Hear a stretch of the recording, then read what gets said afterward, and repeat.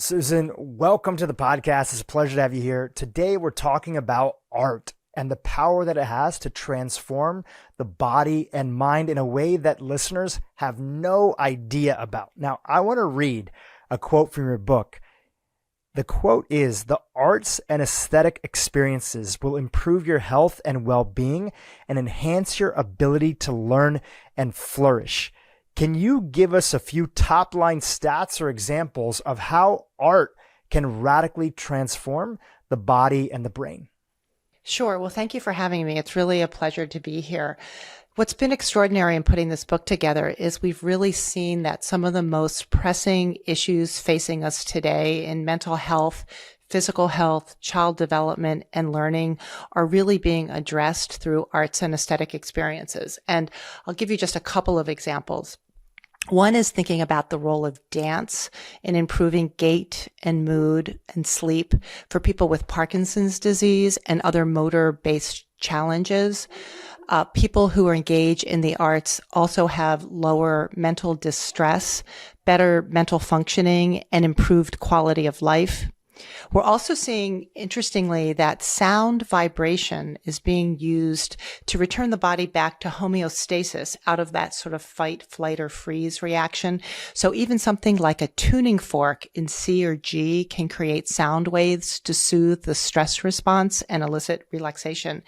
And we're looking at things like chronic pain, where something like virtual reality programs are being used to really help us distract and move us outside of those very acute pain situations.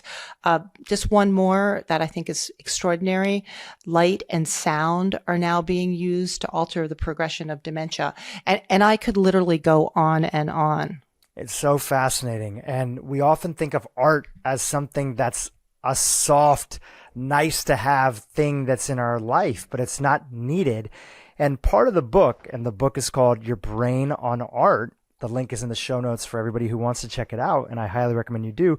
Part of the book's core premise is that we are wired for art. Our body is wired for art. So can you help us understand how our senses, and we think of them as five, but there's more to the story than that, how our senses are wired to receive art on a daily basis?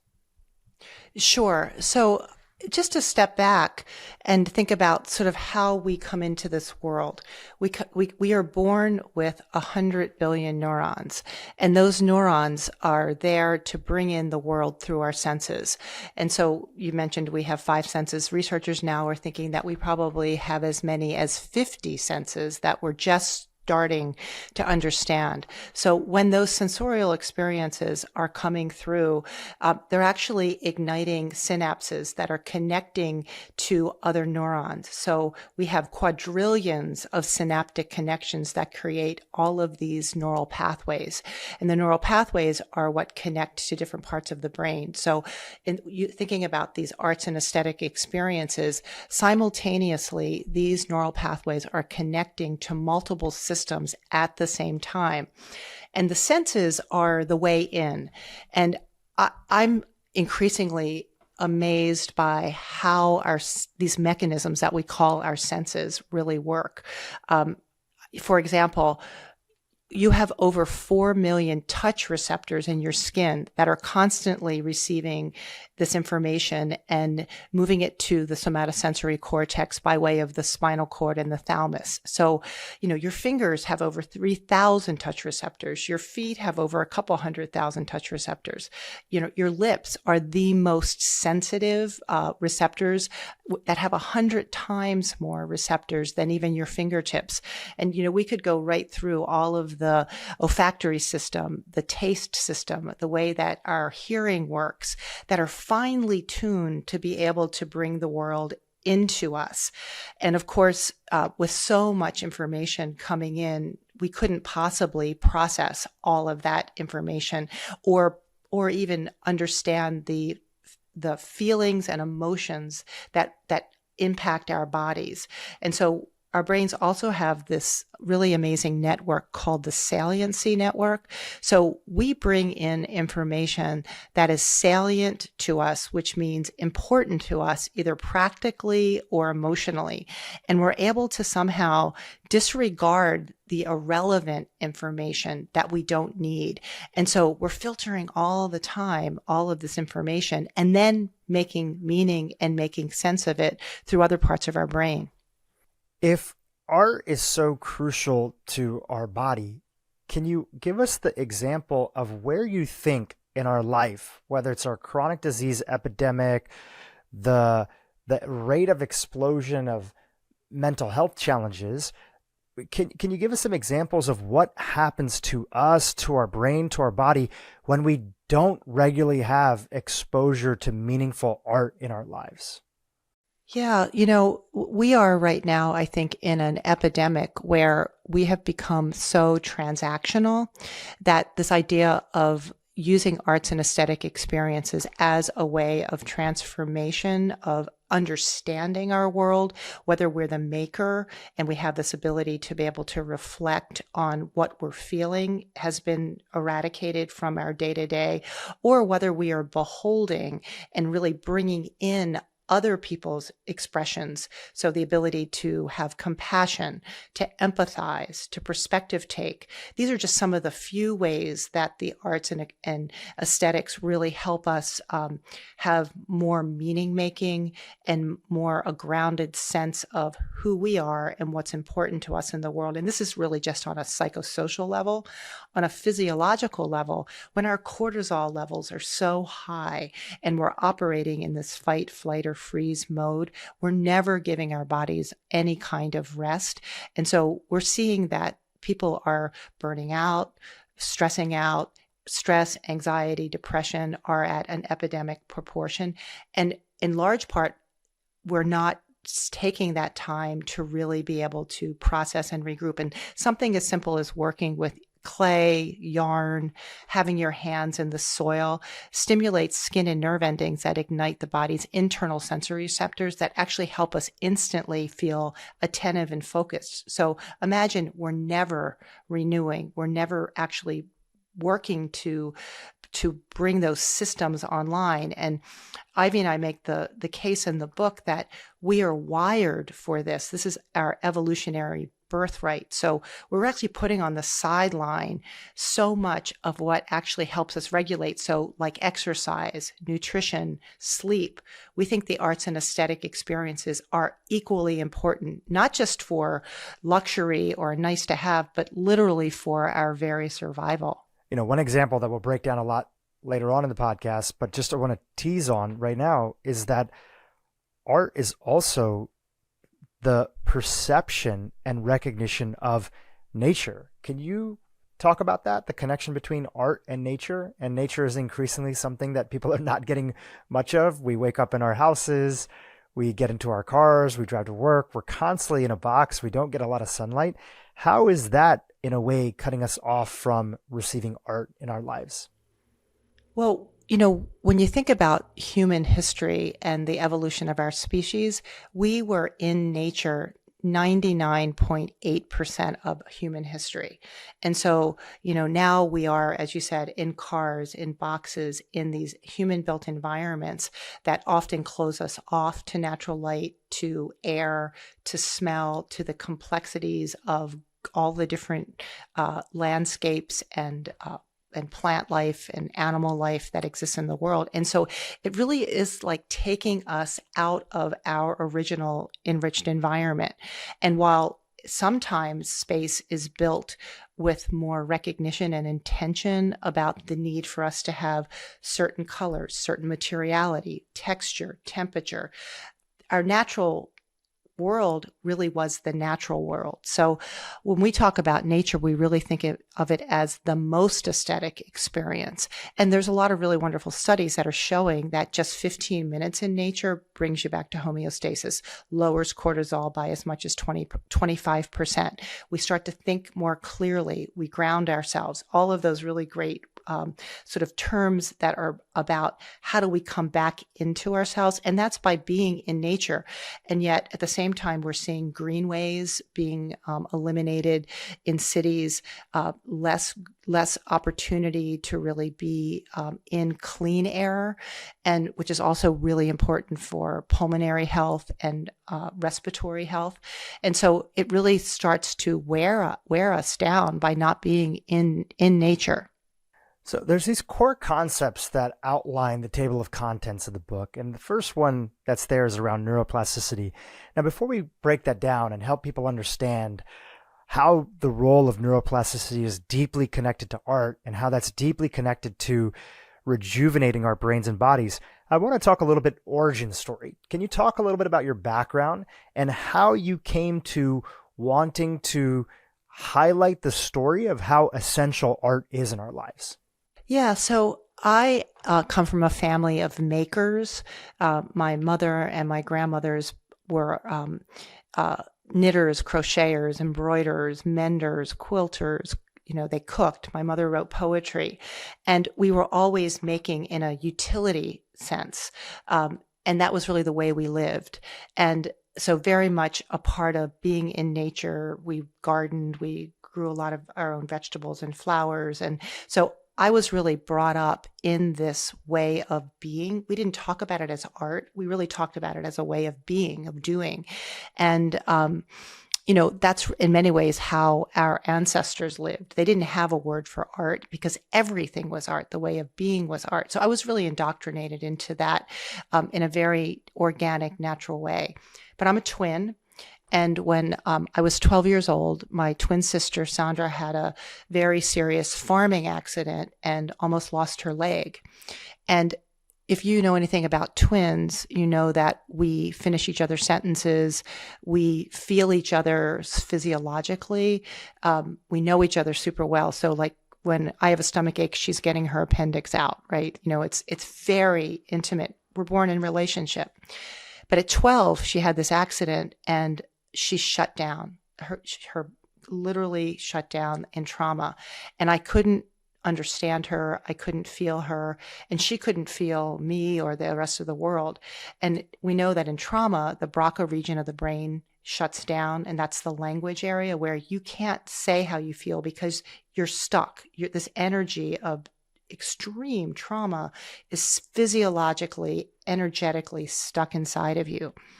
And so my mom, in her wisdom, said to my sister, why don't you start drawing, painting, doing some watercolor? My sister was bored. She was also scared. And she started to paint. And very soon, she was able to put in visual, symbolic, metaphoric terms what she couldn't say.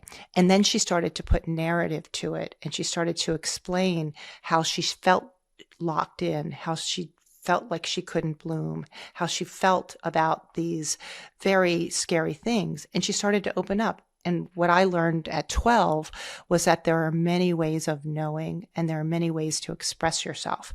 And so all of that came forward for me as I grew. And I actually, my first job was at a nursing home for retired teaching nuns, lots of humanities.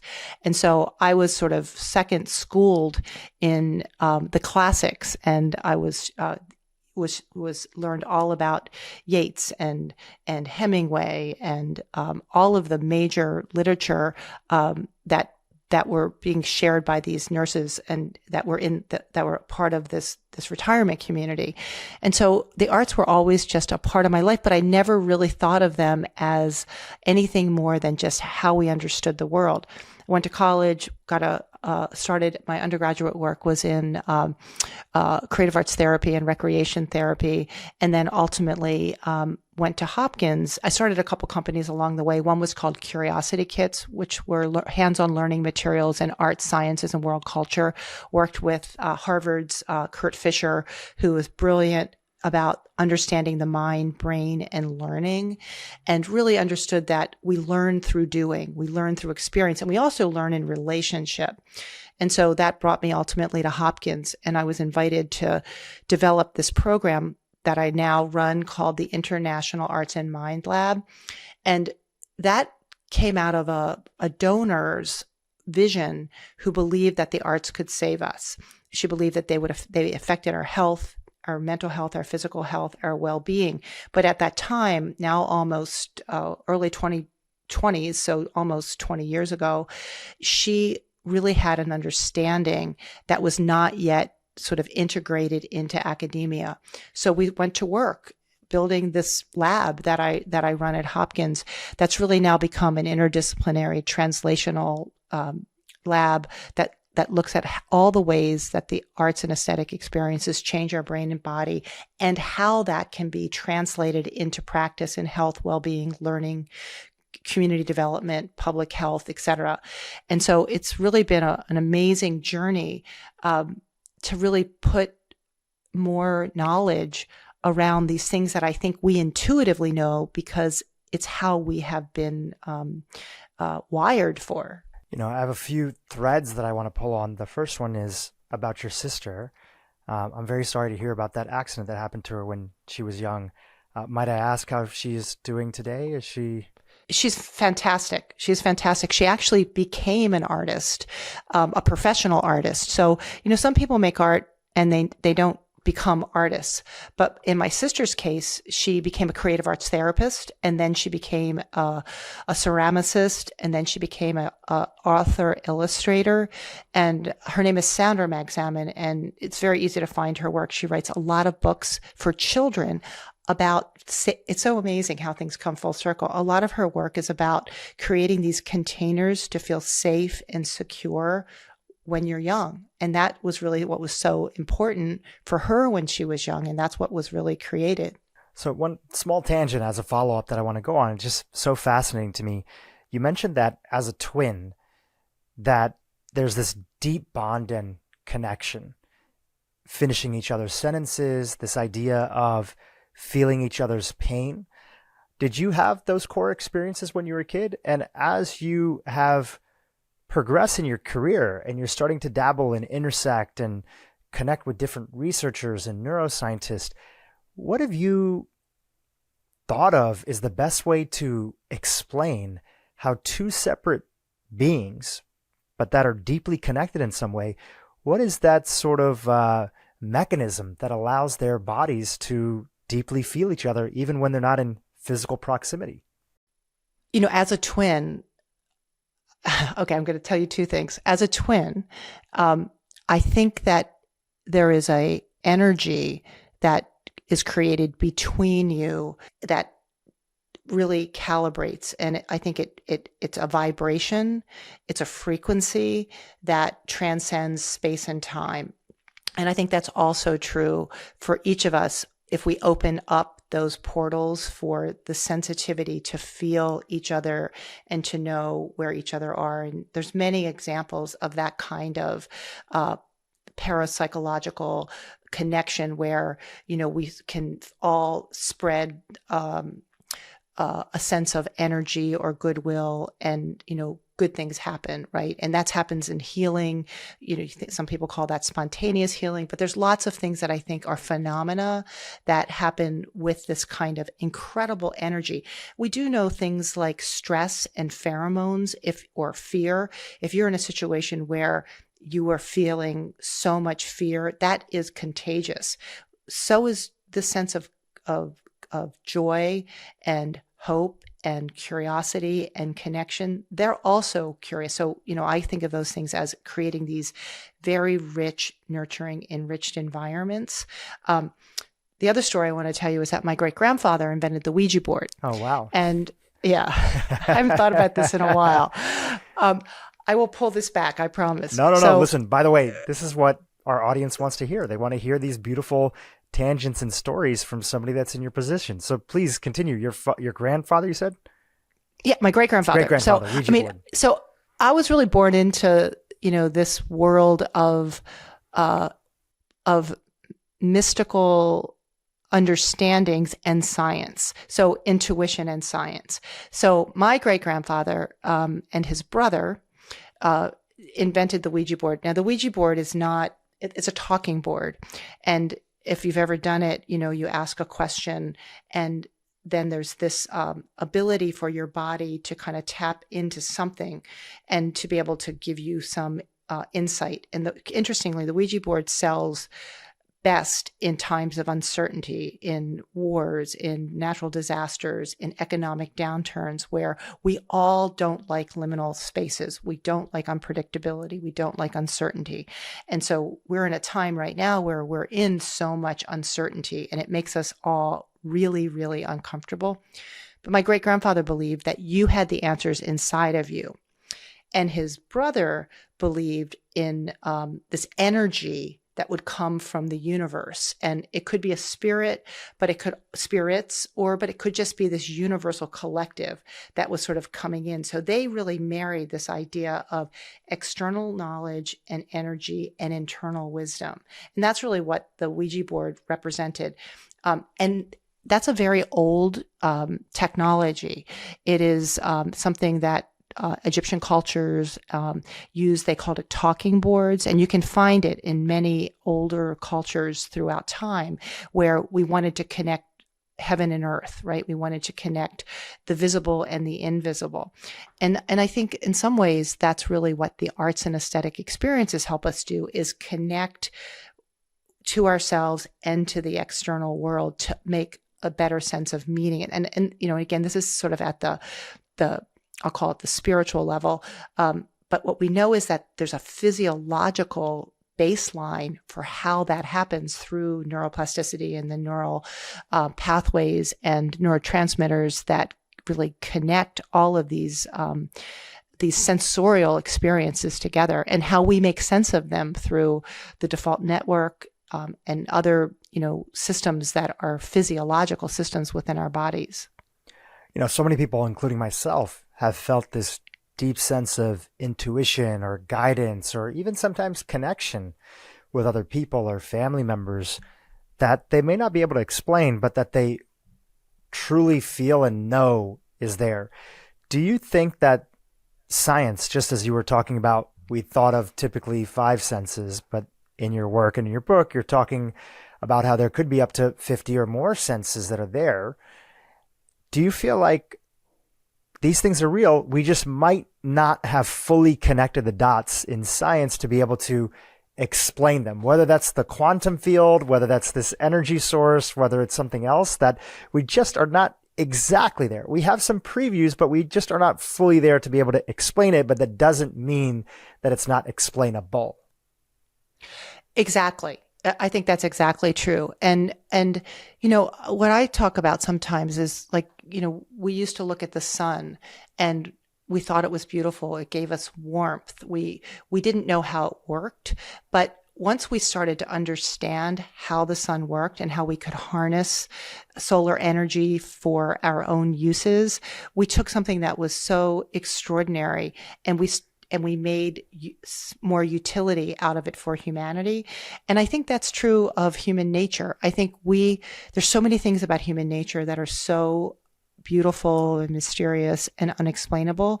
And I think the more we can understand them in service of humanity and enjoy them, I think that's really exciting. And science, when I think about science, or I think about research, I often talk about ways of knowing, because there are many ways of knowing. And I don't think necessarily just understanding cell structure or neurotransmitters is going to get us there. I think it's this beautiful alchemy of multiple disciplines and lived experience coming together, sort of this idea of, voice to be able to understand complexity and use that to solve some of the really intractable issues that we face.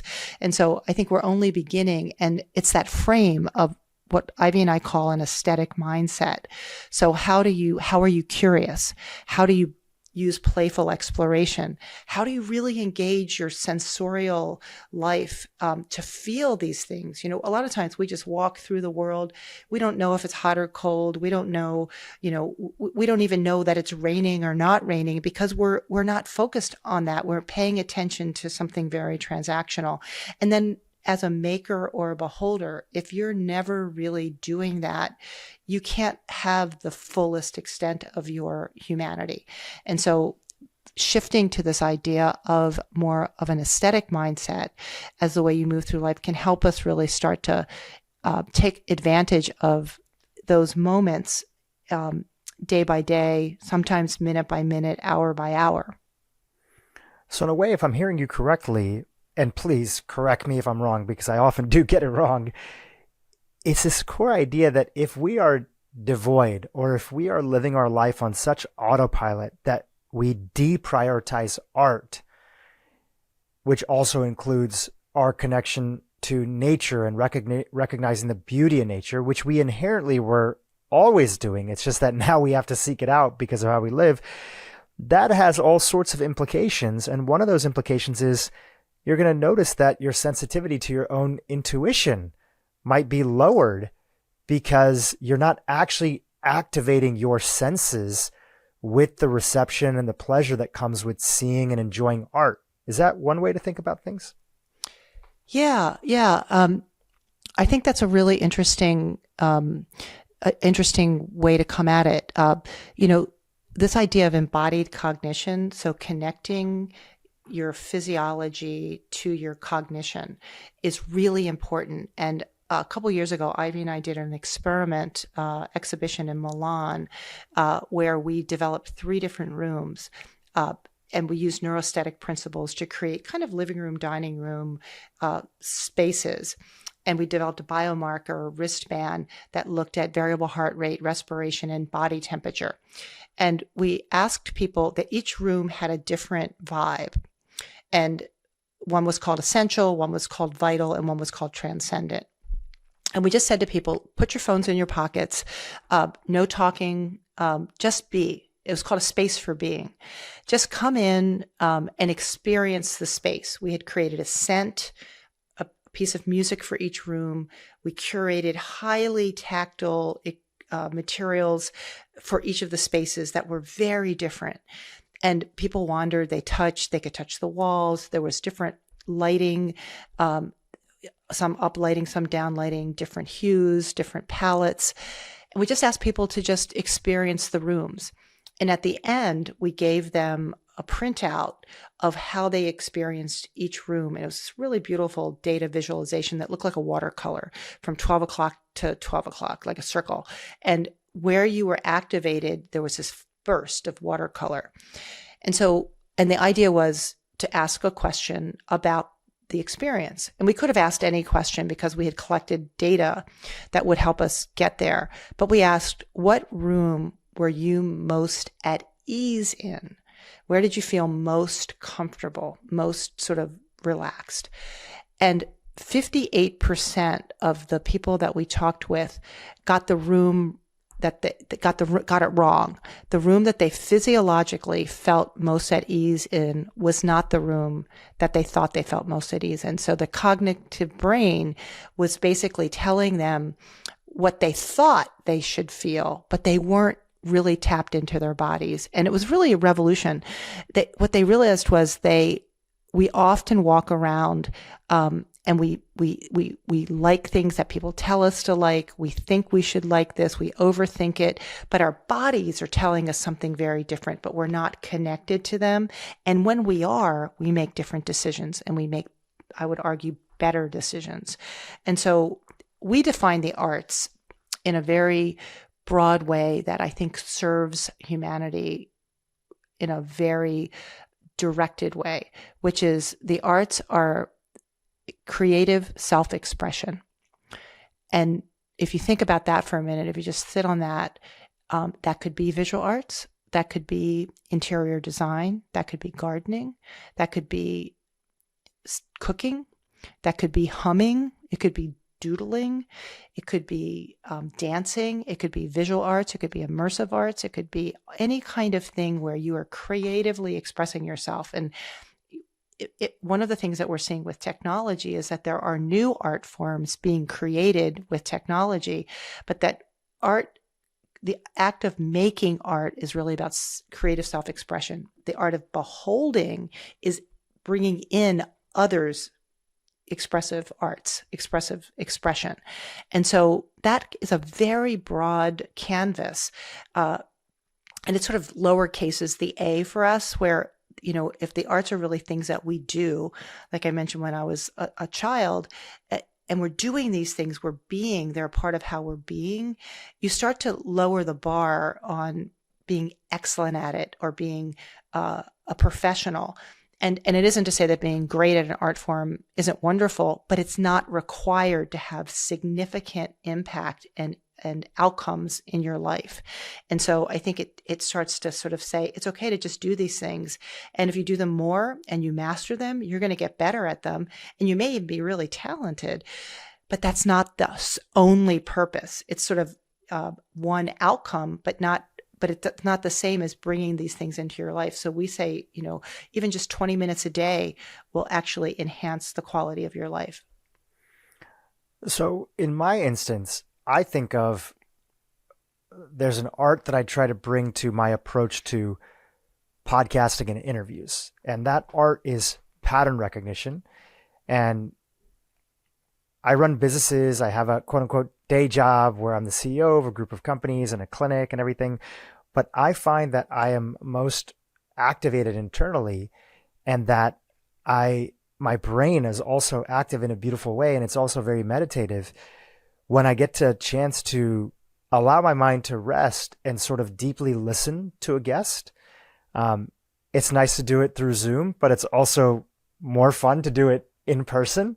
But I let my mind rest and I step into this deep place of pattern recognition to try to weave the pieces of the puzzle to ask, hopefully, and I don't always do this, but hopefully to ask really interesting questions that I'm interested in, but also that would be beneficial to my audience. So if I'm understanding you, that could be part of my artistic expression, but we don't want to use that, or I don't want to use it as an excuse not to invite in the other art forms into my life that would also activate other senses that are there. Is that correct?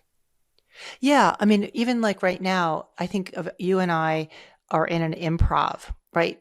I don't know what you're going to say. You don't know what I'm going to say. You're listening for patterns, rhythms, tones. You're responding to what I'm saying. You're riffing off of something. We are in and of ourselves in a kind of duet. And the more enjoyable it is for the both of us is when we're not just trying to push stuff into each other, but we're really trying to metabolize and appreciate and savor and contribute to the relationship, right? The connection that we're making. So you walk away and I walk away and I say, wow, I'm a different person because I brought something in that was new for me, that's changed me, right? And I think the quality of that, the caliber of that is so important. And yeah, I mean, what you do in terms of pattern making and then, figuring out that creative co-creating because you've learned who your community is and what they need, and you're satisfying that, and also you're figuring out how to bring in this new colors into their world, I think is totally a form of art. And yes, you don't want to, the more experiences you have that are, think of it as cross training,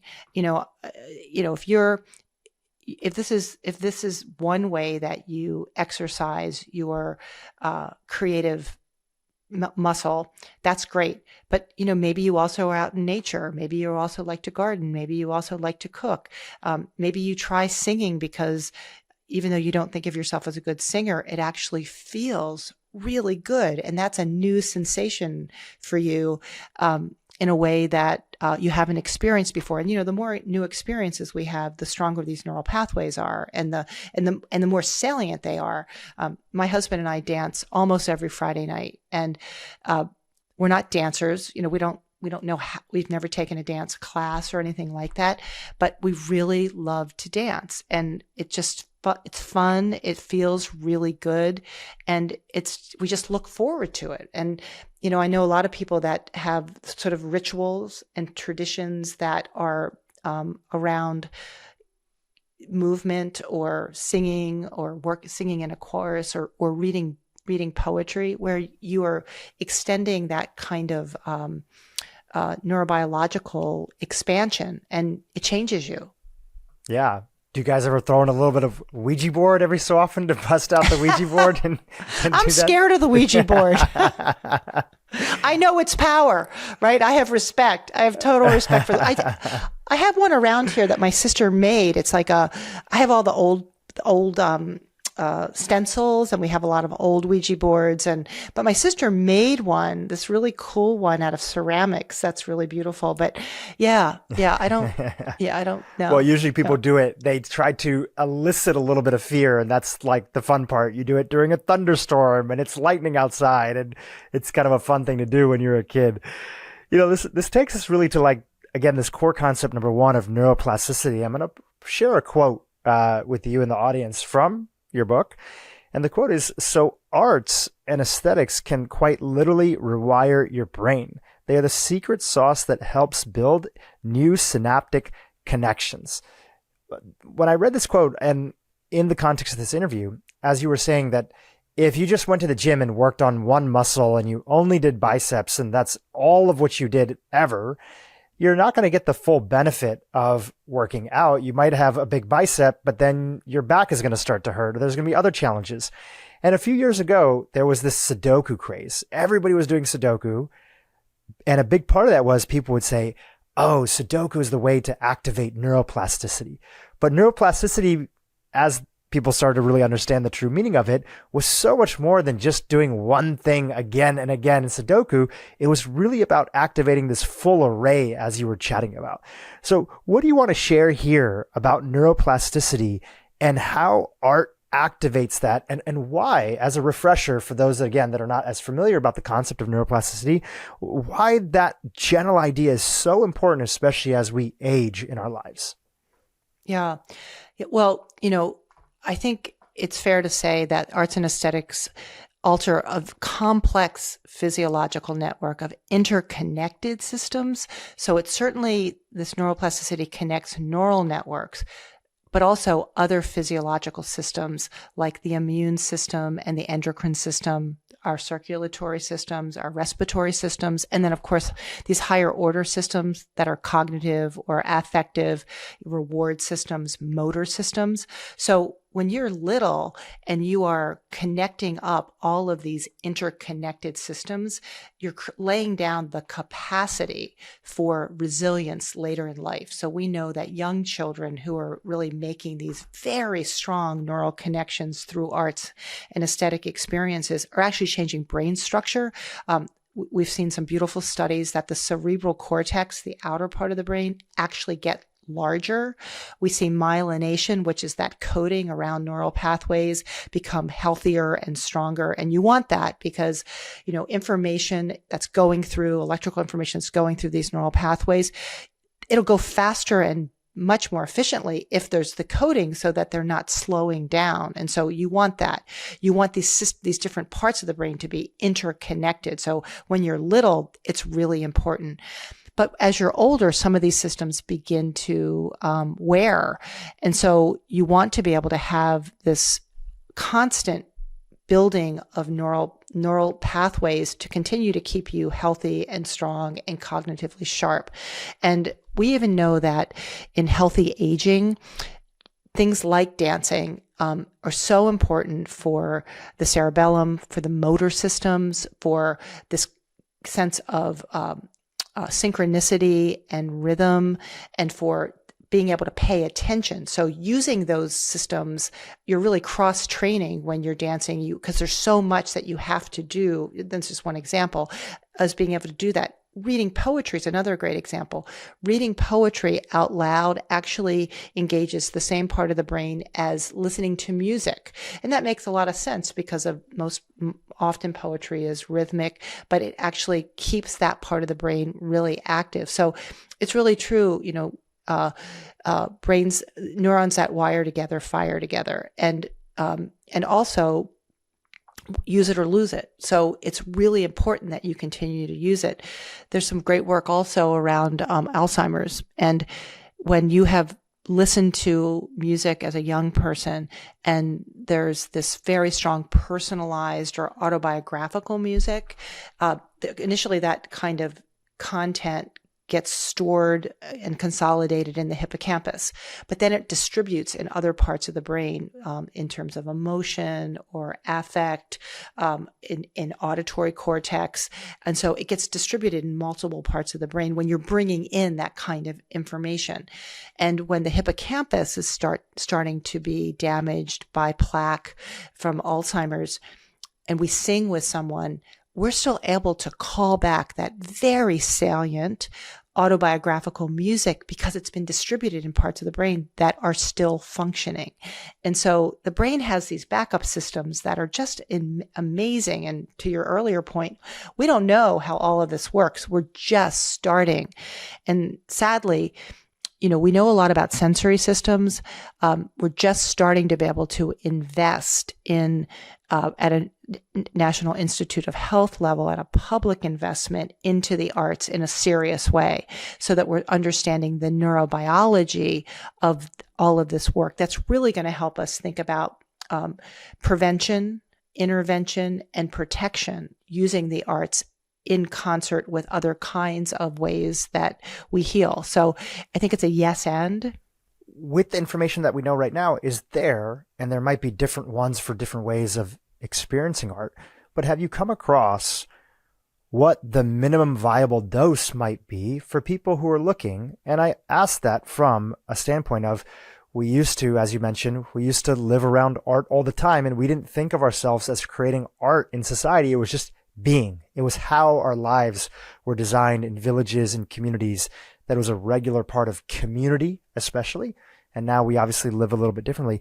So now people have to actively fight. They have to actively fight to make time in their calendar to make sure that their priorities are protected. And that could be working out. That could be cooking at home, if people have the luxury for that. That could be a lot of things that we try to do, exercise and movement. So is there a minimum viable dose that you've come across when it has come to different aspects of art to start to really reap the rewards from it? Yeah, that's a great question. I think the way that we've become more transactional, and it's kind of a dimmer, right? We didn't turn off the switch. We've just dimmed all of these ways of being in arts and aesthetics down. And it's like the frog in the water, right? When the water starts to boil, slowly the frog will stay in there because it's slow. And eventually the frog dies. And I feel like that's kind of what we've done with the arts. Yet a lot of the things that you just mentioned, cooking or taking a walk in nature, or even how do you prepare for bedtime or taking a shower in the morning? I think one of the things about these arts experiences at a very hyper local personal level is you're doing all of these things anyway. The question is, can you change your lens on how you do these things day to day? So there's a lot of, I think, things that you can do right now that are just going to enhance your day-to-day experiences. So your question about what's dose and dosage, there are some things that we do know about dose and dosage. For example, with Parkinson's, we know that people that are dancing on Zoom and dancing more often extend their improvements in gait, are able to have greater cognition, greater sleep, greater mood. We're seeing with light and sound, I mentioned with the progression of dementia, 40 hertz of light and sound, an hour a day, is literally slowing the progression of dementia. And so we're starting to see dose and dosage. Some of these things are immediate and accessible, like using virtual reality for chronic pain. That's an instant pain relief that ultimately reduces the need for opioids and other kinds of things. Moms are using dance and singing and humming for postpartum depression.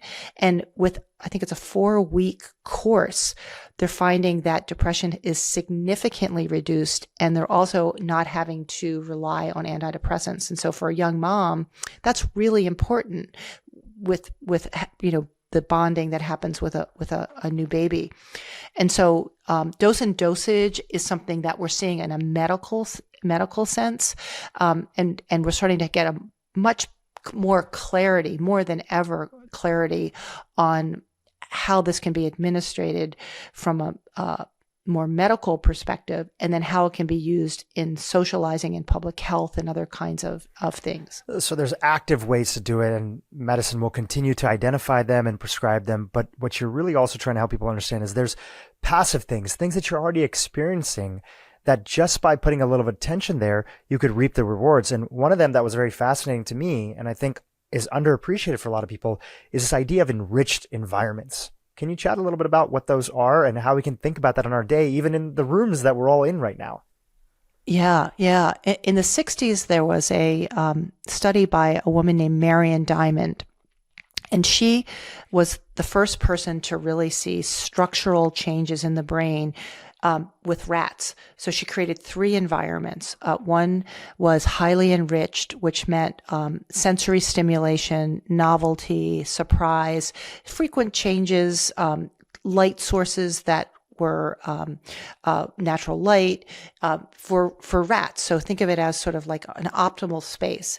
The second space she created was an impoverished environment. So no toys, nothing changed. It's very predictable, not, well suited. And then she created a third space that was kind of like your average rat cage, not, like the Goldilocks, just not too much, not too little, just average space. In 2 weeks, she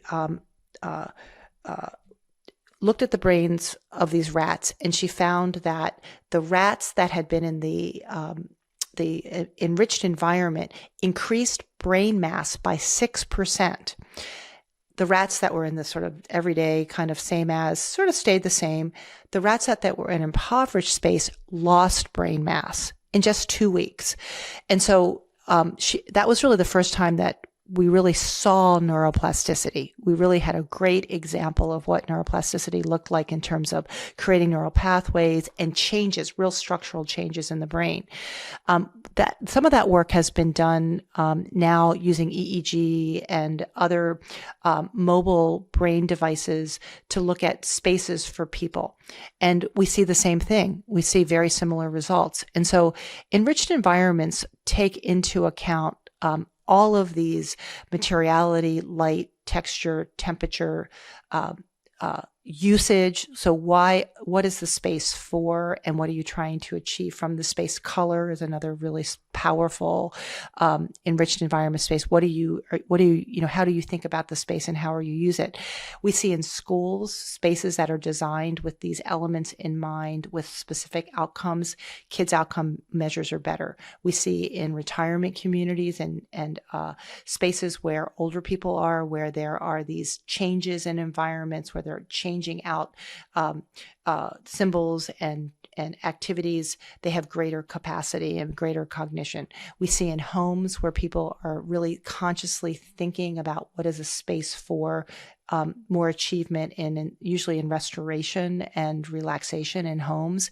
And so it's something that you don't have to spend a lot of money for in order to really think deeply about what spaces are you coming into? How does it feel? What's the temperature? And what's the goal of the space? That's another piece that I think is really important. And hospitals are a great example of that. Hospitals are mostly designed for efficiency.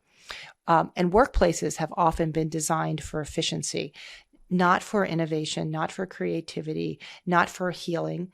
There's a great study that was done not that long ago by just putting paintings in hospital rooms and or windows that you could see outside. Patients recovered faster and better and left the hospital in much shorter time. I think it was 2 days faster than people who didn't have that kind of art or access to nature in their spaces.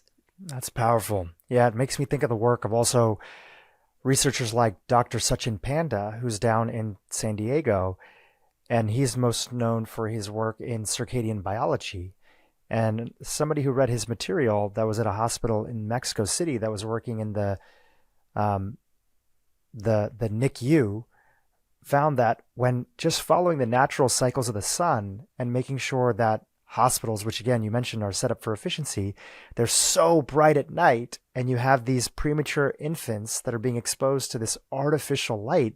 They saw by protecting those infants these premature infants and not exposing them to this artificial light at night, which they wouldn't get if they weren't in a hospital, they shortened the stay at the NICU from 15 days to 10 days. And that had all sorts of implications on other health outcomes later on in life. The longer you are in the NICU, the more likely you are to develop allergies, be underweight, et cetera, et cetera.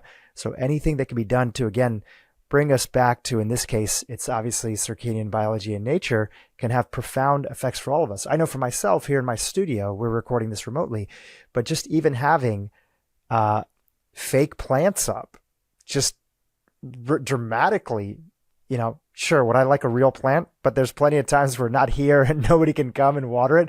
But even a fake plant and bringing in some sense of nature just brings a little bit more peace to the folks that are, recording inside of here. So all these tiny things, they add up and they make a difference.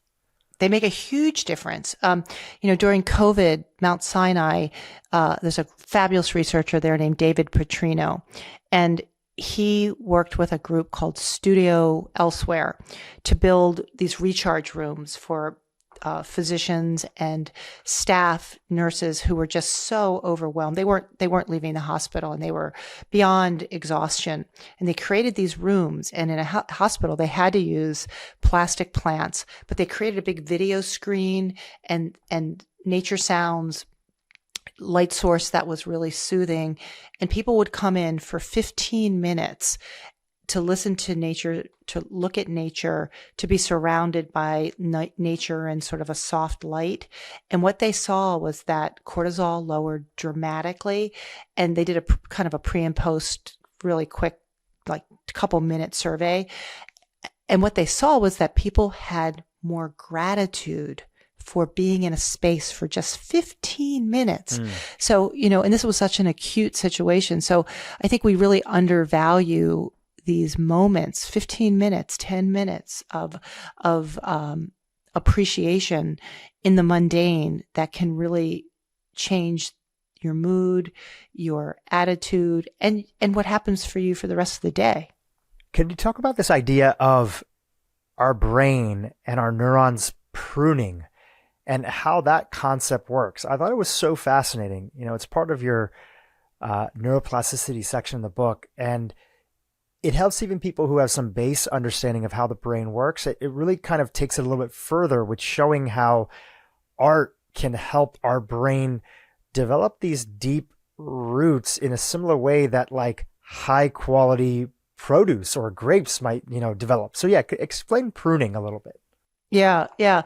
This is Ivy Ross's favorite. She loves this. And it really is sort of extraordinary. The way that we explain it in the book, is, so my husband's the chair of neuroscience at Johns Hopkins. His name's Rick Huganier. And, this is our second marriage. And so when we met the first night, he kissed me. And, like a little kiss, not a big kiss, but a little kiss. And he said that his neural pathways went crazy, went off, and he knew that I was the one, like he was going to marry me. And at the same time, he also, all those other kisses of all those other women that he kissed before faded away. They became less important because this neural pathway was the one that was really sort of connecting all of the different parts of his brain. And so the more, kisses, the stronger and deeper those neural pathways. And the ones that were there before that had a similar cadence become less important. They prune away because they're not needed. And so, with arts and aesthetic experiences, and I'll argue that kissing is an art. Or at least that's the hope. Wouldn't we all? When you think about that, he's going to die when he hears this. Please air this part of the show. Absolutely. But it's really true. He actually drew a picture for me of his neural pathways getting stronger in kissing and the other ones fading away, which we have framed in our house. But I think it's really true that these things that you no longer are using, get weaker and weaker and weaker, and the ones that you are building on. And so let's just say that, I'm going to take this metaphor way further than I should, but there are certain experiences in life that you don't want to reignite. You want to replace them with better, more meaningful, more important experiences. So in this realm of kissing, that's a great thing to be able to have these other experiences sort of become less potent. They're not being charged by other synapses. And so I think of it as in terms of things like trauma or anxiety or depression. If you're replacing these things that, enriched environments, if you're creating an enriched environment where you're building neural pathways that are changing the way a room feels for you, and you're starting to feel joy or focus or a sense of attention or meaning, and what had been created in that space before might have been exhaustion or fear or just apathy, that's a great thing. And so the more you build these strong neural pathways that are really resonating and salient for you, and I think positive, these other ones sort of begin to be less important and to fade away. Is it similar to the idea that in the space of neurobiology, and we've had different experts come on this podcast to talk about it, Dan Siegel and others, they say, trauma, and we've all gone through various versions of maybe big T traumas or little t traumas, but trauma isn't just what happens to you. It's the sense of what you make the meaning out of the situation. And if we think about things like the ACEs score and the ACEs study, early advanced childhood experiences, traumatic experiences that are there, a big part of who scores high on that versus the people that might be thinking that they score a little bit lower is the meaning that they've made out of the trauma and the healing that's come from that. So is it a far reach to say that art can be part of that healing process and is part of that healing process of creating new meaning and letting go of some of the things that happened to you in the past? Is that one way to think about it? Yeah, there's a fabulous program called Creative Forces, which was developed by the Veterans Administration, National Endowment for the Arts, and the Department of Defense. And these are the program was set up for active military and veterans who have had these huge traumatic experiences. And the other part of trauma is that energy gets stored in the body, gets trapped in the body, and it can't release it. So every time, and there is a framing, a perception that happens of how you feel about that story, that thing that happened, that gets repeated over and over and over again. And there's these triggers that bring that back up, and it's repeated over and over again. And one of the ways that art is being used in Creative Forces is these folks are developing, in the case I'm thinking about, masks. So they're literally creating masks as symbols of their experience. And sometimes they're highly patriotic. Sometimes they look like cartoon or comic characters, from Marvel or other stories. Sometimes they have symbols of what happened to them, like an injury, but they're able to get the symbolic representation of what happened to them in the mask. And then they come back and they work with a creative arts therapist to start to create a narrative and a new narrative about how they're feeling and what that has meant to them and how they can move forward. And by releasing that body's energy, they start to be able to change that perspective and that perception.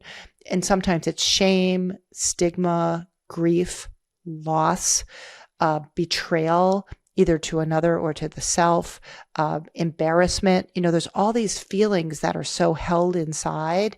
And by getting them out in this kind of artistic form, they're able to start to be able to process that and change the narrative. And, I think we all do that thing inside of our heads where we tell ourselves a story. And sometimes that story just gets deeper and deeper entrenched. And by being able to bring it out is an act of bravery to be able to share that experience and to be able to work safely, in this case with someone in a psychosocial process to be able to put words to it is really quite extraordinary. On the topic of stories and how we become entrenched in them, can you talk about the default mode network and its relationship in the context of this conversation? Sure. And I was going to talk about it earlier when you were talking about your pattern making. So the default mode network is seen as being kind of connected to the saliency network. It's a part of the brain that really goes to work when you aren't actively taking in the world, where you've hit pause. And, when we're bringing in so much information, we've got to process that. We've got to bring that into a sense of feeling and emotion. We're bringing it in. But the default mode network is some people call it the seat of self.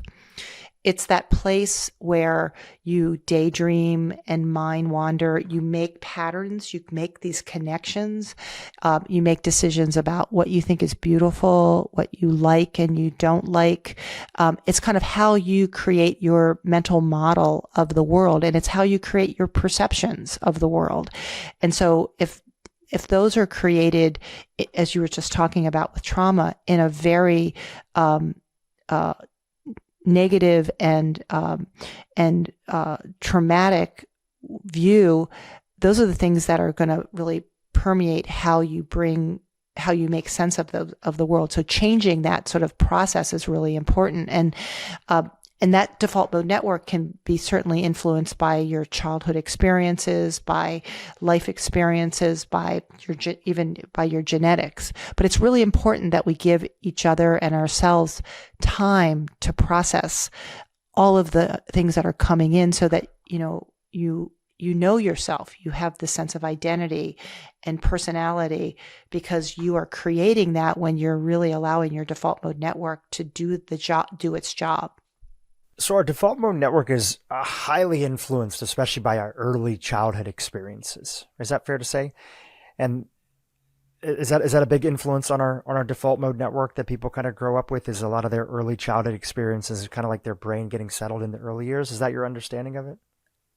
It is, but I don't think that it's fixed. Yes. And I think and that's really important, is that's comes full circle back to neuroplasticity. There may be things that are harder to shift. And that's another place where I think the arts can be really helpful as a maker or a beholder, in being able to help to sort of reevaluate what you might hold to be a truth for you that can be changed based on new information.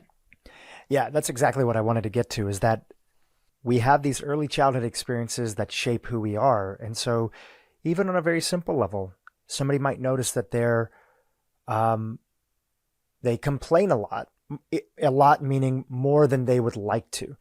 And they could be working with a therapist, and the therapist talks about, well, what was your life growing up? Who are the people that were caretaking of you? Did you see them complaining a lot? It's like, oh, you really looked up to your mom or your dad. And yeah, okay, they complained a little bit more than normal for a lot of reasons that they ended up into, maybe about how they were raised.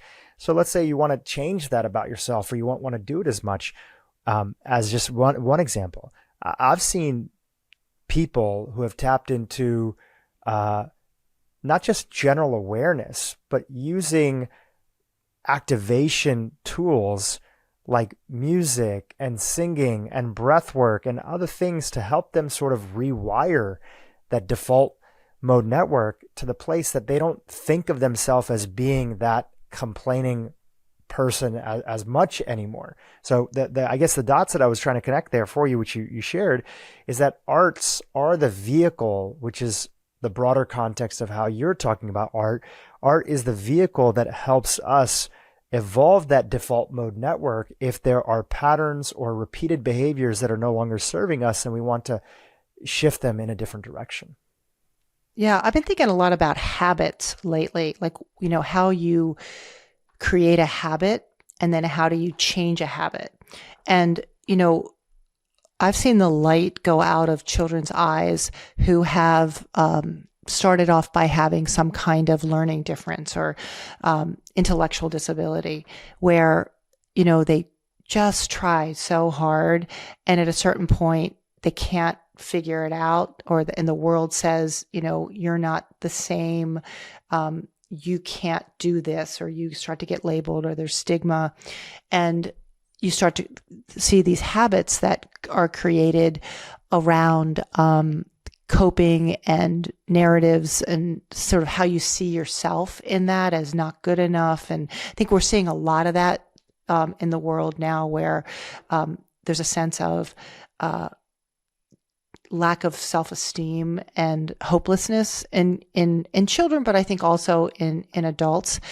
And it made me start to think about habits, and habits like how do you bring music or art into your life to start to activate those kinds of triggers? How do you start to transition from not feeling good enough to being successful and part of a group through the entry of something like just doing a drumming circle, or showing up for a pottery experience, or working in a community garden. I mean, keeping it really simple, coming to a dinner where you're helping to make that dinner, and reshaping that sense of accomplishment and connectivity. I think sometimes we can get so far away from others because we've pulled back. And I think this is where redefining your default mode network. I don't think, we're conscious of about 5% of what's happening with us, right? So all this unconscious work is also happening underneath of that. So how do you raise that forward, and how do you bring that to another level so that you can really look at intentional change for wanting to, address a behavior? I don't know if we haven't talked about the aesthetic triad yet. Please. So Anjan Chatterjee is a neurologist. He's now at Penn, and he runs a neuroaesthetics program there. And he and some colleagues began to think about this as a theoretical model, looking at trying to explain how we each perceive the world from a different perch. And he has a triad that has 3 components. The first is called knowledge and meaning, which includes kind of where you come from and what you know. And then the second is sensory motor, or your physiological systems that are engaged when you're active in an experience, an aesthetic experience. And then the third is your emotional valuation, or how you feel about something. And I think that ties into the default mode network.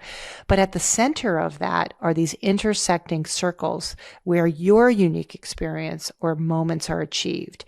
And the more salient or important those experiences are, the greater your aesthetic experience. So change any one of those and you change that experience, or change the input and you have the opportunity to change that experience, which ultimately changes you at a neurobiological level. That's powerful.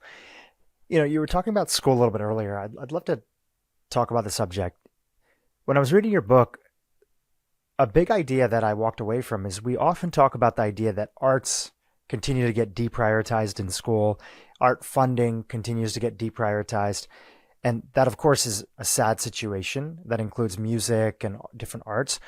But the larger idea that I had was that even the idea of bringing art into other subjects has really been removed from school. The artistic approach to thinking about history, to thinking about mathematics, to thinking about different things, just the artful way, the creative thinking approach, which actually in this economy today is more valued than ever. This is not the economy of remembering statistics, remembering facts. We have things like ChatGPT and calculators, and we can look anything up at the touch of our hands on the internet. But I was really feeling the sense of we're missing the art approach to everything in school. It reminded me of a story that I read a few years ago about an industrialist from Brazil whose name is Ricardo Semler. And he's written a few different books. One of them is called Maverick. And after he took over his father's company, which had a big bunch of conglomerates in different areas in industry, one of the things that he did with his employees that they had asked for is they designed a school from scratch. And they said that if we're going to think about history and we're going to think about math and we're going to think about all these different subjects, especially for what the economy needs today, instead of thinking about these as all isolated subjects, we're going to instead pick a project, because the human mind works great with projects, and that's how we've typically had to learn, not by just memorizing facts. So we'll take the idea of putting a bicycle together. Well, we're going to study the history of bicycles. Well, we're going to think about math as it relates to putting a bicycle together and how the gears and the tires and everything work. We're going to think about how bicycles have transformed cities. We're going to take this project and we're going to deconstruct it and look at it from all different angles. And I thought, wow, first of all, I wish I went to a school like that or had access to that for my future kids one day. But that really felt like an artful way to bring in education as a whole. So I don't know if I have an exact question, but more a sense of I'd love to toss it over to you to talk about the current state of schools and what you're seeing beyond just this idea that the core central art classes are being defunded, which they are. And that's a very sad thing, but it feels like it's a little bit of a bigger issue that we're missing out on as well. Oh, totally. I mean, don't get me started. I'm getting you started. Please go. Well, okay. So, I came up on my first company was called Curiosity Kits, which was hands-on learning on how to learn about the arts and sciences and culture. And it came out of creating a camp at a children's museum where I literally saw the lights come on in kids who had been sitting filling in the bubbles all day long, because the school systems went from being these places of genuine inquiry and discovery to places where you check the boxes. And, it was in the 70s in this country when Sputnik happened. And for all the right reasons, we did all the wrong things. We thought, oh, now it's got to be math, engineering, and science. And we've got to take the arts out because they're not important. And what we did was gut the education system. We took the most important curiosity, exploration, hands-on learning, project-based learning, arts integration out. And we said, okay, you just got to memorize all these facts and hold them in your head. And yet we know that you can't even hold facts in your head longer than, weeks and sometimes months, that we don't retain information that way. It's not, rote memory is totally not the most efficient way to retain information or recall information. And there's some people that are good at it. We sadly call them geniuses, or have high IQs. That's the equivalent of what it means to have a high IQ, is that you can retain and recall information. But that's not the game. That's not the way we make innovations in humanity. That's not the way we change the world. And so we now, 50 years later, are seeing the results of what we did in systematically gutting the schools to these very, very pedestrian, sit in a chair, listen to someone give you information. Why wouldn't you be bored? Why wouldn't you fall asleep? Why wouldn't you have bad behavior? I mean, those are the people that you are really the innovators. They're the ones, we're not allowed to doodle in class yet. We know doodling, you're more analytical, you retain information better, you're more focused. But no, you can't doodle. If you're not good at art, you shouldn't be doing it. So all this mythologies around art happened. And so you look at corporations now and you see what corporations are asking for is creative problem solvers, people that can collaborate, people that can think out of the box. Yet the pipeline is not bringing those folks forward. And even the technologists, as you said, some of the technology innovations are doing a lot of the work that can be done by machines. And so what is it that humans do? We feel, we create, we collaborate, we have this sensorial. I mean, there are sensors in technology, but humans have senses. And so using those senses, using the sensorial to think about how do we work together? How do we optimize our human potential?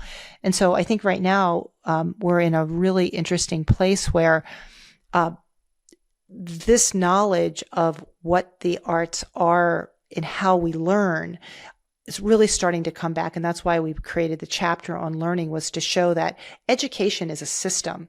Learning is a biological function, and we learn best when we're doing all of these things that are intrinsically what we call arts. So reading music and playing music together is one of those things that also increases the cerebral cortex, also increases myelination. We know that when people are painting and having these, or doing visual arts and having these introspections and reflections about process, executive function, self-regulation. They're happening in that context, but then they're transferring into other areas of our lives. And transfer is sort of the holy grail in learning. You want to be able to take a skill you learn here and use it here and here and here. And you want that in the business sector, or you want it in the military. You want to be able to have these proficiencies and these capabilities to be able to really be agile and to shift all of those things of which learning through these enriched arts experiences happen. So in a week or two, I'm going out to the Getty with Ivy, and we are having a conversation with 300 school superintendents. There's something called Proposition 28 that has moved through California that brings $1 billion a year into the schools for arts education. And the way it's set up is that every school is going to have at least one arts educator, but there's so much more, right? So it's not just having the art teacher, it's how do you integrate the arts through all these other areas? How do you think about it for social emotional learning? How do you think about it for executive function? How do you think about it for creating identity and character and navigating through all the twists and turns from pre-K through high school? And one of the things we know from epidemiology studies is that kids that do art make better decisions, stay in school longer, and actually have better outcomes. And so there's really great research that isn't just speculative, but actually shows that over, 50 years, kids that have done these kinds of experiences are really thriving. They don't take drugs for the most part. They have later life pregnancies. All the sort of outcome measures that we know are really important for creating the structure for adulting. And I think it's really going to be interesting to see what happens in California. And other states are watching it. But there's a lot of learning that has to happen at the legislative level, at the leadership level in schools, and also for parents and caring, loving adults in a life of a child who really don't know how the arts fit because they've been so radically devalued. And so I think we have a lot to learn, but I think it's a really good time to be seeing something like this happen in California. I couldn't agree more. I'm skipping ahead a little bit, but a section in the book that I really found fascinating was this idea of how brain development is connected to this idea of states of awe. Can you chat a little bit about that? Yeah, so that's the work of Dacher Keltner, and Dacher is at University of California, Berkeley. He's been studying awe for a very long time, and the chapter you're referring to is the flourishing chapter. So, we don't just want to survive, we really want to thrive and flourish. And a lot of times I think we're only just getting by, we're just making it. But this idea of capacity and human potential, like what could we do as a species if we were really optimizing our potential? So that chapter really honors that thinking. And there's a number of attributes of flourishing that really build the muscle, if you will, for how you flourish. One is curiosity.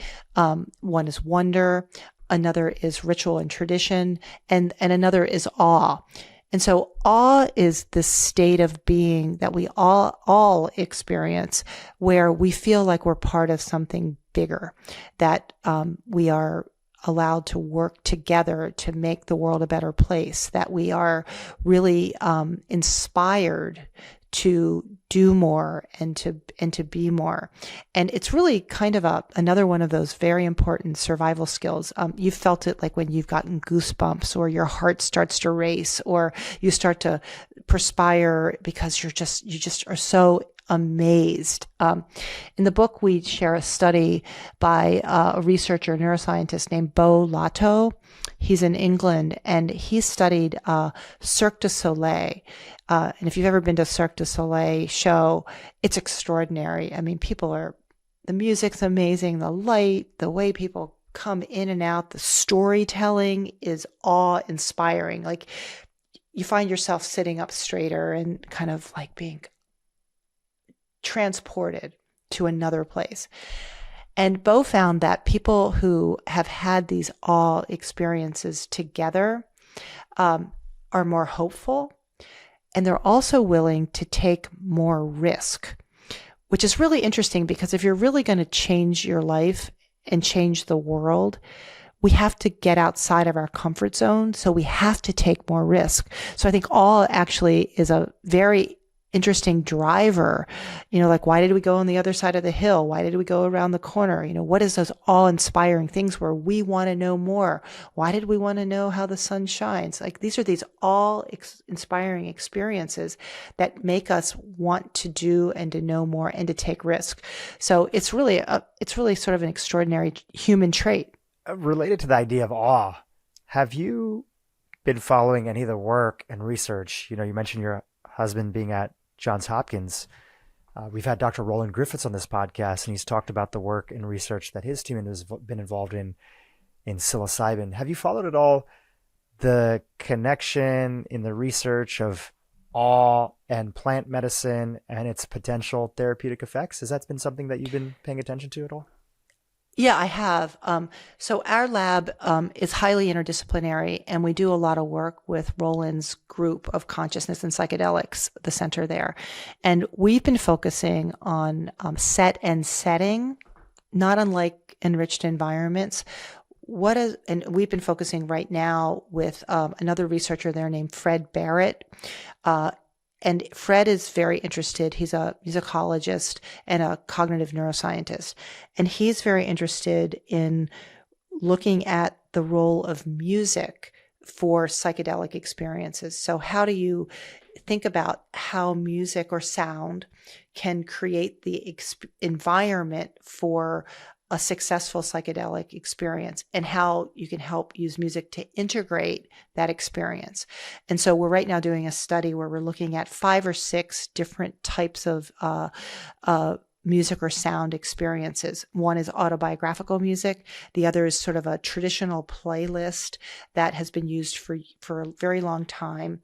Another is using nature sounds. Another is using indigenous sounds that are primarily using old instruments that they can be string, but a lot of times they're wind instruments.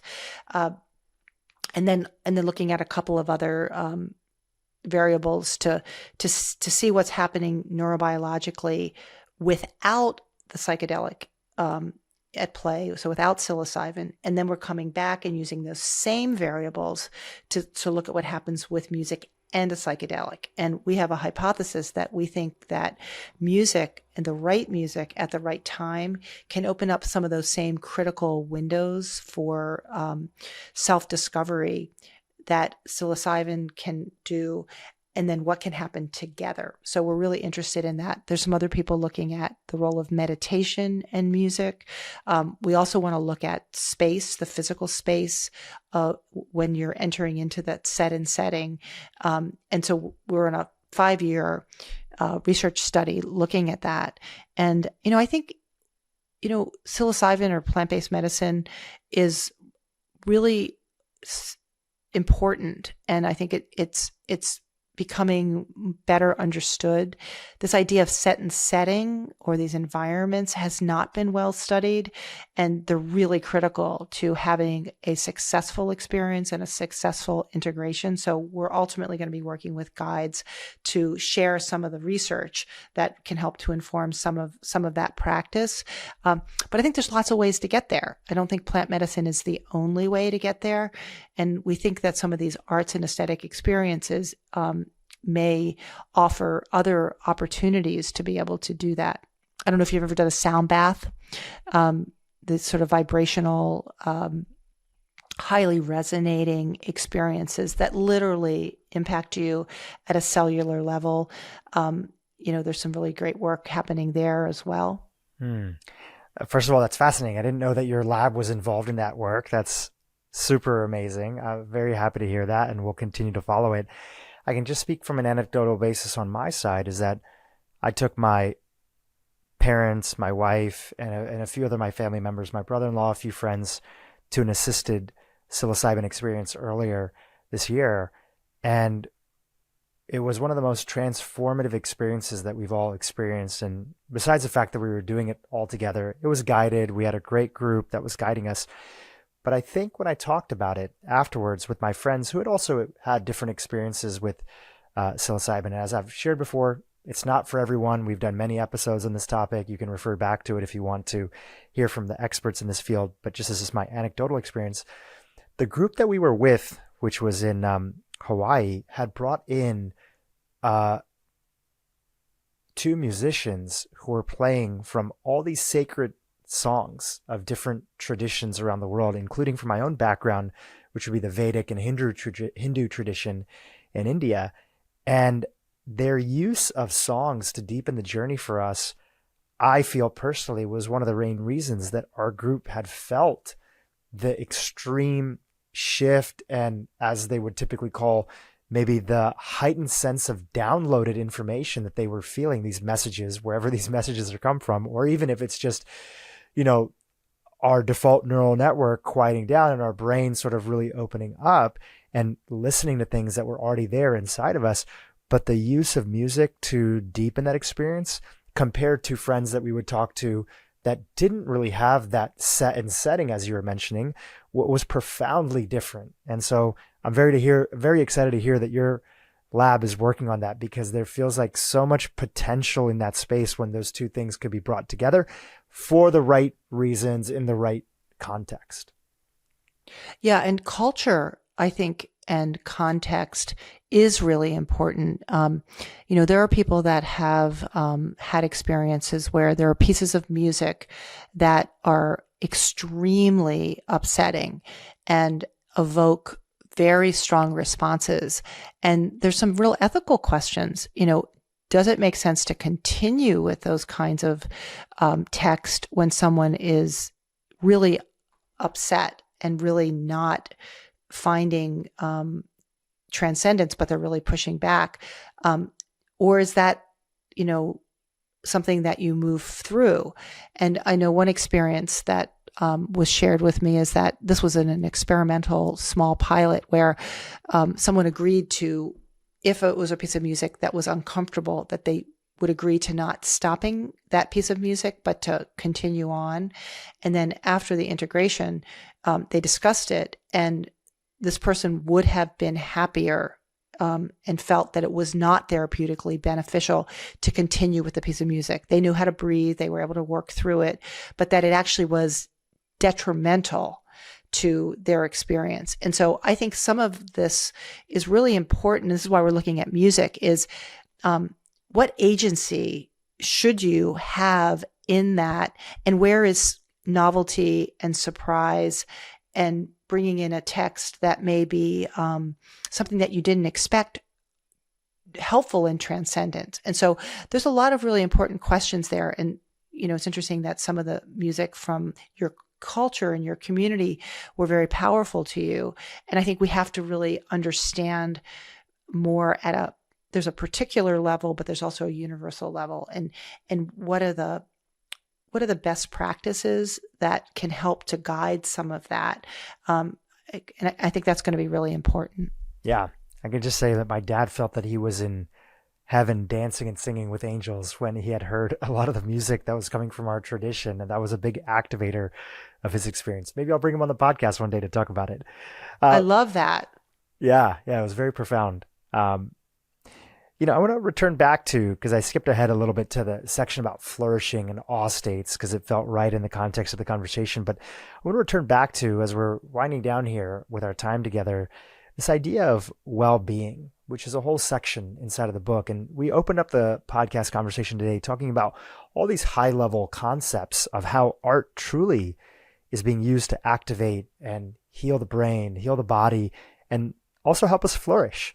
One topic that is very hot right now is the topic of longevity. It seems that there's multiple bestsellers that are on the list right now, as we have the baby boomer generation or the adjacent generation thinking and having a lot of disposable income and thinking about longevity and their health, which, largely I think is a good thing. Help us understand a little bit more about art and its role in the context of longevity. Anything there that people should be paying attention to?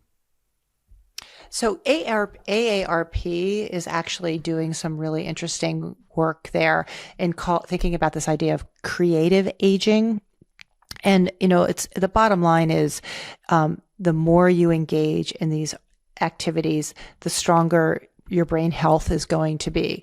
And so along with things like nutrition, sleep, exercise, engaging in these aesthetic experiences are actually building capacity and resilience. And so, and you can understand because as I mentioned earlier, these experiences affect neural pathways, and that's really important, but they also affect cardiology health, pulmonary health, endocrine system, immune system, regulation of neurotransmitters. And so the more we're actively engaged in these experiences, the healthier we are. And that just, it seems so obvious, yet a lot of us start to sort of make our worlds so much smaller. And, it could be going to the theater or going to the museum. Loneliness and isolation are one of the largest reasons why people get physically ill. They literally are so lonely that they become physically ill. And the sense of belonging is also something that's inherent when you are in a chorus or when you're going out and working, doing we see this in quilting circles or knitting circles or other, community gardening, where people are coming together in some form using some kind of self-expression again. And so the ability to do that is really helping to build capacity and to really diminish some of these aging issues to help us live better, longer. And, there's a great piece of data from the epidemiologist Daisy Fancourt at University College London. 1 or more art experience a month can extend your life by 10 years. So that's good enough for me right there. I'm on it. You talked about community. There's a lot of folks that are listening today that are now feeling sold about the idea that they want to incorporate more art into their lives.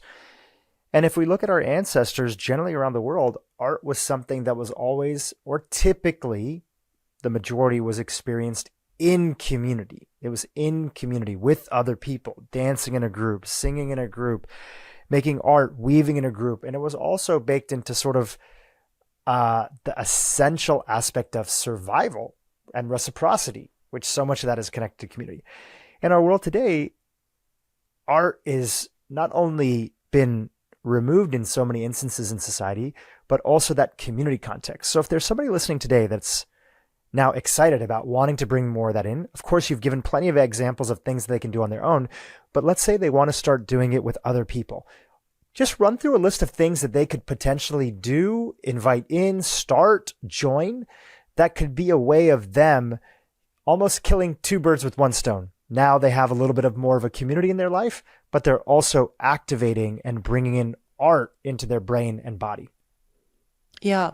Well, it's interesting, a lot of times, just as you described it, we talk about, in indigenous cultures or in ancient times, art was something that people used and did, in their daily lives. And I think what I've learned by talking with some of the folks in the book, E.O. Wilson, the evolutionary biologist, is someone that we were really fortunate to talk with, is that when fire came to humans, when we harnessed fire and we brought it to light the night, we changed the way that we started to come together in a circle, right? We had this glow of the light. We told stories that reinforced danger and practical things, but also that brought our values and morals and ethics together. We modeled behavior. We told stories that we couldn't forget. And storytelling is such an amazing opportunity for translating what's happening in our world. We danced, we mourned, we drew, we really created around this circle this ability to build the human brain and to build community, to build true community. And I think if you kind of take a page from where we came from, it's easier to get there, right? And so, we have theaters now where you can go and hear storytelling. You can listen to stories. You can go to your local library. Libraries are like to me, one of the most undervalued community resources. They are a place where anyone is welcome. It's free to go. There's always something happening. There's always somebody reading a book. There's always some kind of activity. And more, they're even using different kinds of visual arts and music and other kinds of things. You can go to your local library.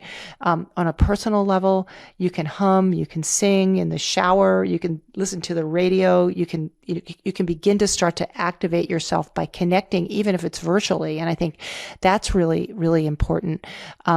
But I think, I would start from where you are. It may be as simple as knocking on your neighbor's door in the apartment next door and saying, let's do a potluck together. Breaking bread is seen to be one of the ways to help people feel least alone, less competitive, more willing to collaborate and to cooperate and to build empathy. So something as simple as just having a meal together or a cup of coffee together where you're beginning to really see the other. So I think baby steps here is really a good way to go. I mentioned knitting circles earlier. Depending upon what community you're in, we see college students starting knitting circles or coming together to address anxiety and stress. We're seeing first responders doing things together like welding or sculpture building or even painting in their spaces at the firehouses in between calls to go out on a call. We see nurses and doctors doing things like these recharge rooms. And so I think acknowledging and building awareness around the need for this is the first step, and really being curious about it. There's all kinds of walking groups and communities, volunteering to go and there's so many groups that need volunteers. In our community, we have maker spaces where you can go and work with people with intellectual disability. They need you, going to the SPCA and holding kittens and puppies is touch, and it's so important for those aesthetic experiences. So I think we also feel good when we're giving, and so that's an easy way to enter, is to offer your time and your talents to have those sensorial experiences. And going to a museum, and most museums are now low cost or no cost, and just experiencing the expressive work there. There's always docents that want to take you through and talk you through. So there's a lot of opportunity to connect. And I think when you change your intention, you change your life. That's powerful. Susan, is there anything else here, concepts that you feel are really important to share with the audience? And if not, are there some final words that you want to leave us with that are really guiding principles of helping us remind ourselves how important art is in our potential of especially self-actualization? I think there's a lot of people that are listening today that have something that they want to work on, something that they want to do. It could be that they want to start a nonprofit one day. It could be that they want to get more involved in their kids' school. They might have a book in mind that they want to work on. They might have a business that they want to get started. And we often think of these goals in isolation. We don't often think about how other adjacent things like tapping into art could be something that could help us achieve those goals, especially if these goals are higher self-actualization goals, tapping into the real reason that we're here. So I'll turn it over to you to sort of share anything that you want to share in the last few questions that we have here. So I think one thing I'd like to talk a little bit about is this field of neuroarts. So, we're talking at a lot of different levels today. But I think what I've been seeing over the last 5 years, and maybe COVID sort of really tapped a vein, but there is such enormous energy to really bring the arts and aesthetic experiences back into our lives at a granular level, at an individual level, at a societal level, and I would say at a global level. This future of neuroarts is so clear, and I think the path has never seemed so reachable to make this sustainable and to really have this work from clinic to community, from community to homes, to schools, to healthcare. And so this field of neuroarts is really growing. So like bioethics or women's health or even neuroscience. Neuroscience is maybe 100 years old. This is an emerging field where the science and the arts are coming together to help really translate knowledge into practical solutions that we can use anywhere, anytime, to really help us in all of these areas of our lives: mental health, physical health, thinking about rehabilitation, neurodegeneration, all the things that we've sort of touched on today. So there is a field, and there is a plan. And so the NeuroArts Blueprint is something that I have worked on with the Aspen Institute, but it's thousands of people all over the world who are really actively building a field.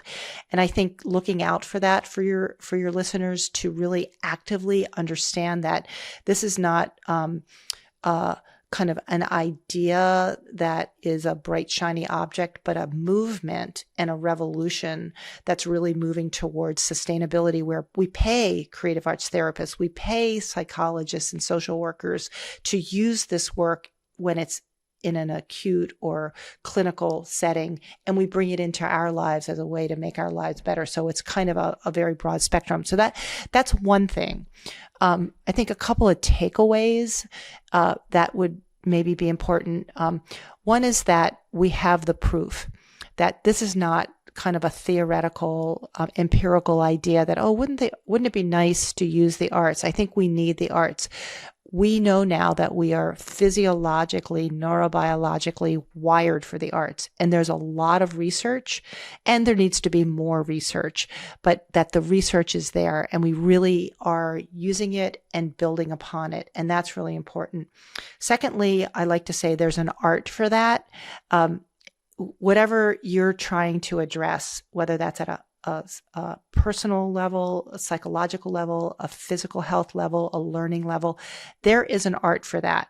And, something even as simple as using expressive writing, we know that can help you frame your ideas, can help you understand yourself, to see yourself. Any of the folks that are listening that are writers know that sometimes the best way you know yourself is to begin to put something down and then have it reflect back so that you see what you're saying, what you're feeling that you couldn't maybe put into words until you began to write it out. There's a guy named James Pennebaker who at University of Texas in Austin, who's done a lot of work in expressive writing and stress and trauma. And what he sees is just the simple act of putting a secret or something that you've been holding in writing, even if you rip it up, burn it, throw it away,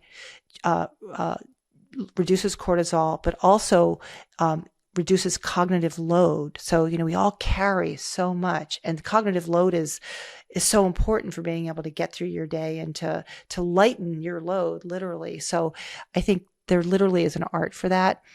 The other one I talk about is anytime, anywhere, anyone. This is accessible to all of us, regardless of race, gender, age. It's really always accessible to us at any moment. And so that's really important. I think technology is really going to be helpful in sustainability and dissemination of this work. And maybe the last one is, if you change your lens, you change your life. So just opening up the idea that this is important for your sense of beauty and joy and meaning in your life in all those ways that we just talked about. Changing your lens will change your life. And these are incremental shifts. So this is not, running a 25-mile marathon. These are those small moments where you change just a little bit and you start to see your life gets better and better. Beautiful. Thank you for those. Those were all very special.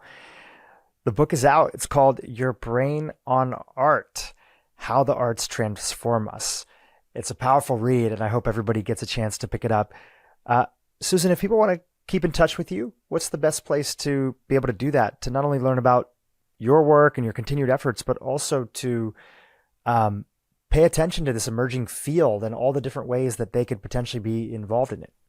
Sure. So to be involved and learn more about the NeuroArts Blueprint, you can go to neuroartsblueprint.org, and there's fabulous information there. And that work is growing and growing. By the end of this year, there'll be a resource center that you can come and ask any question about this field and get research, practice, funding, policy, all of the things that we've been talking about today. My lab's website is artsandmindlab@jhu.edu. And then the book has a website called yourbrainonart.com. And any of those platforms, you can find an email for me. And I'd love to hear from you. I'd love to hear, what you're making and what art has really influenced your life.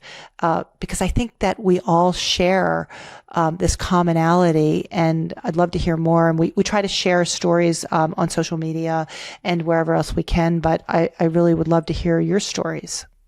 That's beautiful.